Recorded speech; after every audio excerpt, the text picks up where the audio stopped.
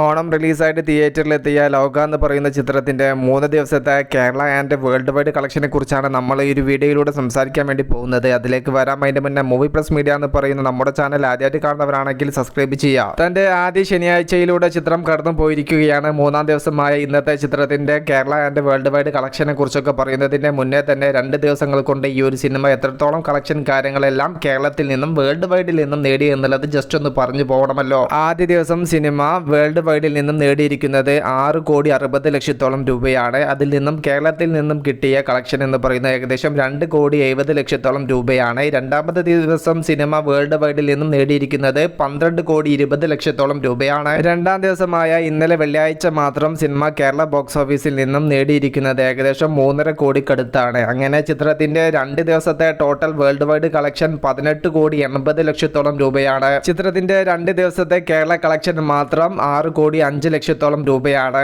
3-ാം ദിവസമായ ഇന്ന് ഈ ഒരു ചിത്രം കേരള ബോക്സ് ഓഫീസിൽ നിന്നും 4 കോടിയോളം രൂപ ഉറപ്പിച്ചിരിക്കുന്നു. അങ്ങനെ വരുമ്പോൾ ചിത്രത്തിന്റെ 3 ദിവസത്തെ കേരള കളക്ഷൻ മാത്രം 10 കോടിക്ക് മുകളിലേക്ക് എത്തപ്പെടും. 3-ാം ദിവസമായ ഇന്ന് ഈ ഒരു ചിത്രം വേൾഡ് വൈഡിൽ നിന്നും ഏകദേശം 14-15 കോടിയോളം രൂപ നേടുമെന്നാണ് ട്രാക്കിംഗ് കളക്ഷൻ റിപ്പോർട്ടുകൾ പുറത്തു വരുന്നവർ പറയുന്നത്.